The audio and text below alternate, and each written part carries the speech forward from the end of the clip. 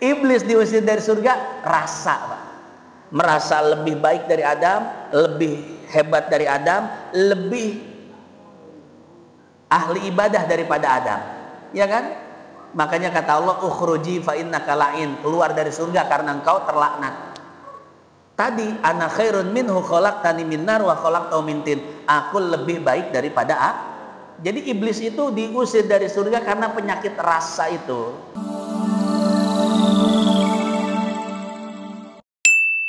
Assalamualaikum warahmatullahi wabarakatuh.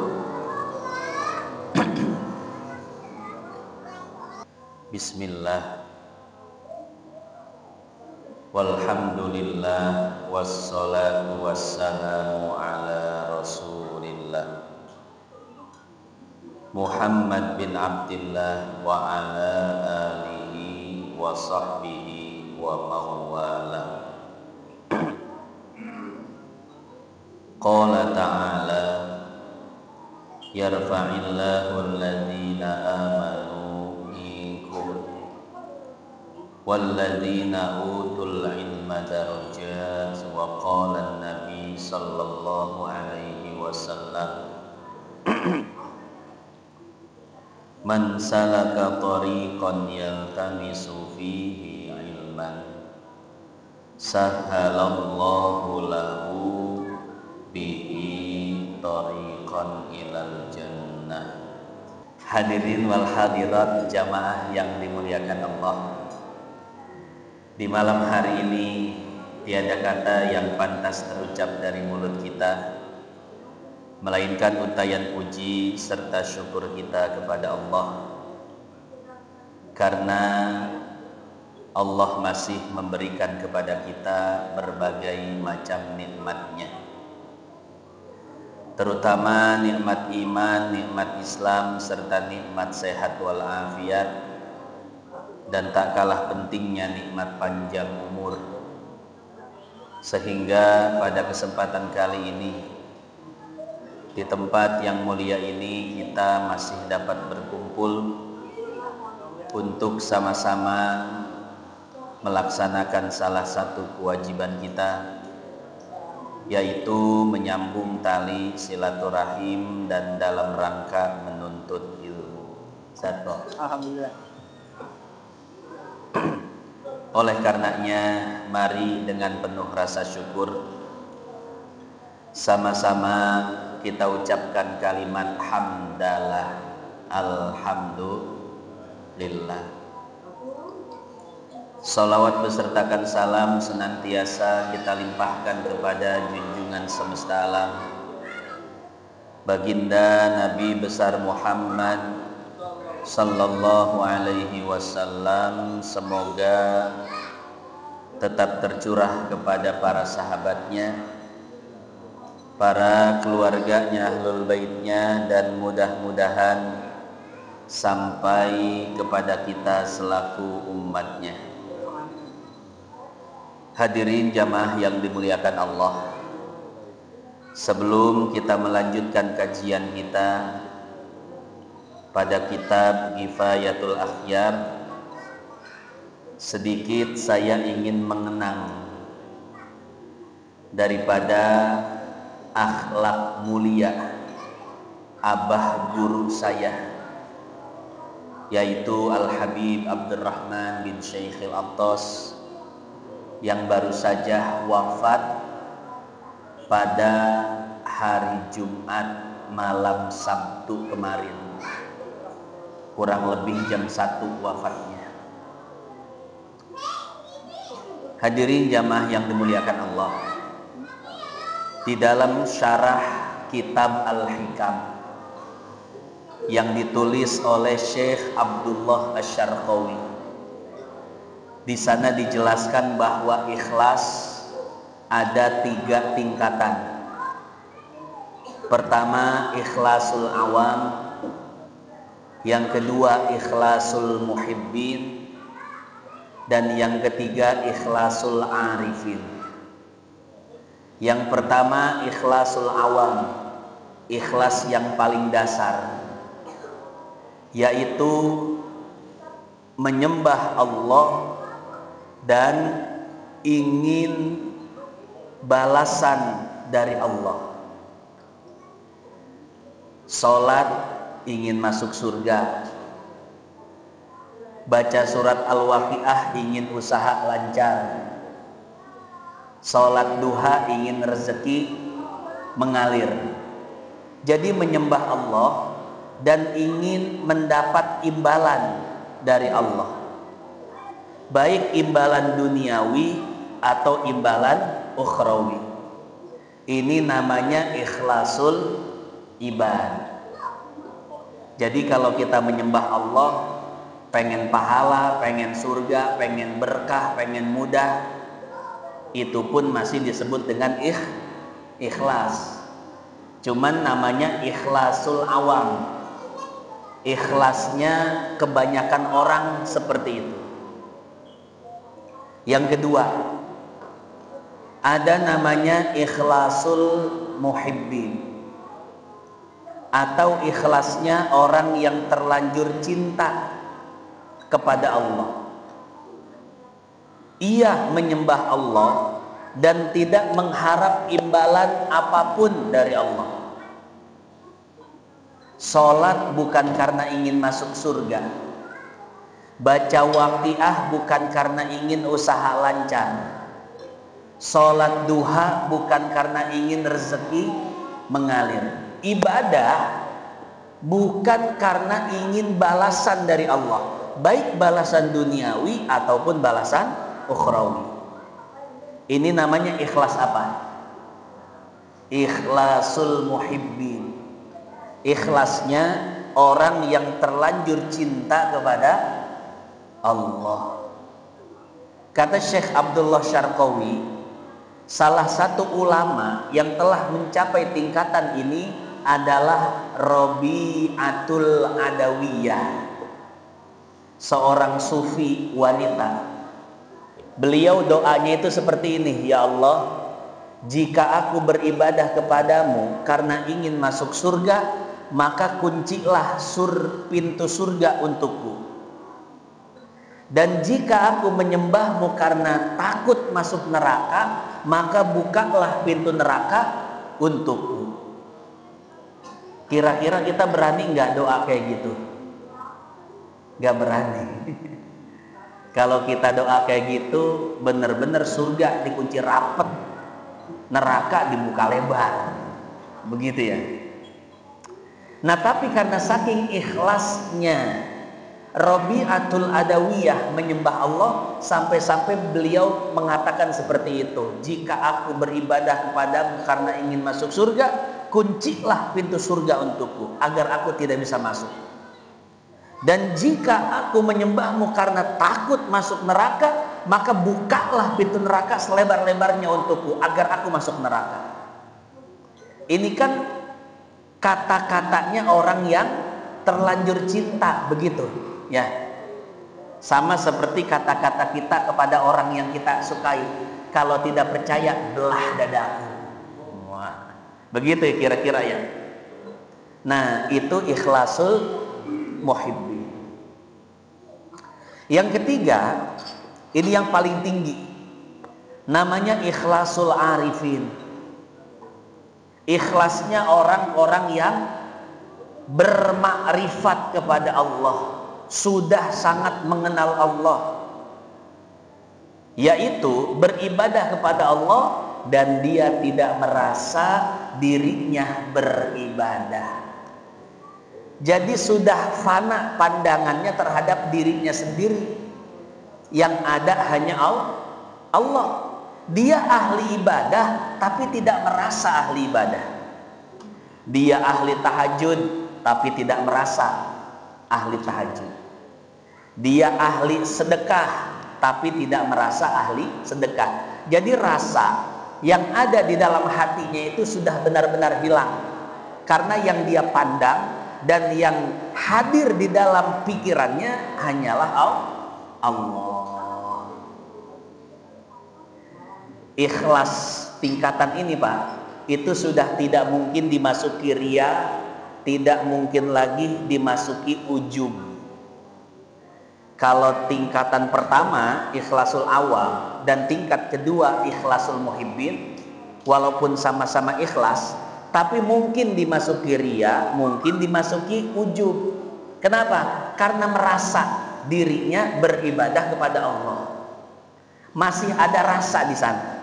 Masih ada kata saya tahajud, saya sedekah, saya ibadah, masih memandang dirinya. Sedangkan yang ketiga ini sudah fana, tidak memandang dirinya sama sekali.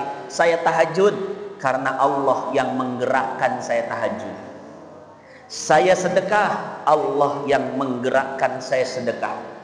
Saya ibadah, berbuat baik, semua Allah yang menjalankan itu semua. Jadi sudah fana. Dan guru saya Al-Habib Abdurrahman bin Syekhil Abtos sudah mencapai tingkatan ini. Dari mana saya bisa memastikannya? Banyak kisah tentang beliau. Salah satunya, ini cuma salah satunya aja ya. Beliau itu punya pondok pesantren di Sukabumi, namanya Al-Mashhad. Pesantrennya mewah, bersih, nyaman. Di sekelilingnya perbukitan, udaranya sejuk, bahkan dingin. Airnya, air pesantren itu langsung dari sumber mata air yang digunakan oleh aqua. Jadi kalau di sini aqua airnya kita minum, di sana buat cebok, buat mandi, buat nyuci, Pak. Ya. Itu pesantren luar biasa, mewah, nyaman, bersih, tapi gratis. Saya masuk tahun 2008. Pas mau bayaran, kata kantornya, enggak, di sini enggak ada bayaran, gratis. Kaget saya. Saya sebelum-sebelumnya pernah pesantren di tempat yang biasa aja. Ya, enggak terlalu nyaman, enggak terlalu bersih, tapi bayar. Di sini bersih, nyaman, luar biasa. Guru-gurunya dari luar negeri, orang-orang alim, gratis, Pak. Beliau punya sawah, kalau panen disimpan di gudang pondok buat makan anak pondok. Tapi itu tahun 2008, gratis. Kalau sekarang sudah bayar ya. Kenapa bayar? Karena Pak, konsekuensi pesantren gratis itu disepelekan oleh santri dan orang tua santri. Jadi orang bebas keluar masuk kalau gratis, nggak ada tanggung jawabnya. Maka biar santri dan orang tua santri punya tanggung jawab, diadakanlah bayaran. Ya, sebetulnya gratis, ditanggung oleh beliau semuanya, tapi diadakan bayaran untuk itu. Makanya Bapak jangan suuzon kalau ada yayasan, pendidikan, pesantren, sekolah ada bayarannya. Kenapa? Biar santri, siswa, dan orang tua murid, orang tua santri punya tanggung jawab. Ya, sekarang ada bayarannya, walaupun murah. Dan itu tidak sebanding dengan biaya perawatan pondok, biaya makan santri, biaya pendidikan santri. Ya. Nah, banyak santri yang dari kecil di sana diberikan makan, diberikan ilmu, diberikan jajan. Kemudian beberapa santri yang pinter akan diberangkatkan ke Yaman untuk menuntut ilmu di Tarim gratis. Setelah pulang dari sana, mereka dewasa, mereka punya ilmu, mereka tidak dituntut untuk mengabdi. Kata beliau, kalau kalian ikut saya silahkan ngajar di Sukabumi, pesantren Al-Mashhad, atau di Barfo Mahdi di Jalan Asem Baris Tebet. Beliau di rumahnya ada beberapa santri juga. Yang mau ikut saya silahkan, yang tidak mau ikut saya nggak jadi masalah. Ada beberapa memang yang beliau perintahkan untuk ngabdi, tapi ini untuk kebaikan santri itu juga, karena mungkin belum punya tempat dan lain sebagainya. Tapi intinya hadirin jamaah yang dimuliakan Allah, biasanya orang ketika punya jasa kepada orang lain, apa yang akan dilakukan? Dikasih makan dari kecil, dikasih ilmu, diberangkatkan untuk belajar, ditanggung biayanya. Ketika sudah besar alim, biasanya apa yang akan dilakukan oleh orang yang membiayai? Minimal suruh ngabdi, minimal untuk membesarkan pondoknya, betul ya? Tapi beliau tidak. Walaupun jasanya sangat luar biasa, tapi beliau mengatakan kalau mau ikut abah, ayo ngajar. Tidak mau ikut tidak jadi masalah. Disinilah saya lihat keikhlasan yang luar biasa pada diri beliau, Pak. Ya, biasanya kan orang kalau sudah membiayai, sudah punya jasa, minimal ngabdi, betul ya? Minimal membesarkan pondoknya atau apapun itu. Beliau tidak, Pak. Saking ikhlasnya beliau. Makanya beliau itu sangat dicintai oleh murid-muridnya, sangat dirindukan oleh murid-muridnya. Murid-muridnya itu nggak mau lepas dari beliau. Ya, bahkan beliau itu kadang lupa sama murid, padahal murid itu udah dibiayain dari kecil, dikasih ilmu, lupa. Biasanya kan orang yang punya jasa nggak mungkin lupa ya, tapi ini lupa, Pak. Luar biasa. Ya, itulah sosok beliau. Itu baru satu kisah, Pak. Belum lagi kisah-kisah yang lainnya. Andai setiap guru agama memiliki ikhlas seperti ini, niscaya tidak akan pernah ada konflik dalam agama. Karena saya lihat banyak konflik dalam agama ketika seseorang ada rasa di dalam hatinya, rasa pernah mengajar, rasa pernah membantu, rasa pernah berjasa, itu yang bikin konflik. Makanya kadang ustadz lama itu merasa tersaingi ketika ada ustadz baru. Betul nggak? Ada rasa di sana. Rasa seperti apa? Dulu dia pernah ngaji sama saya, ya. Sekarang dia buka pengajian sendiri, muridnya lebih banyak, akhirnya merasa tersaingi. Karena tadi ikhlasnya belum sampai ikhlasul arifin, masih memandang dirinya punya jasa kepada orang lain. Makanya banyak konflik di antara para ustadz. Kenapa? Ketika ada ustadz baru atau muridnya lebih terkenal, santrinya lebih banyak, ini ustadz-ustadz yang lebih tua itu merasa tersaingi. Begitu pula sekolahan sama. Ketika ada sekolahan baru, muridnya lebih banyak, maka sekolahan pertama merasa tersaingi. Pesantren sama, ada pesantren baru, muridnya lebih banyak, santrinya lebih banyak, lebih populer, lebih terkenal, maka pesantren yang lama merasa tersaingi. Kenapa? Tadi belum memfanakan dirinya, sehingga menganggap orang lain yang satu profesi itu dianggap saingan.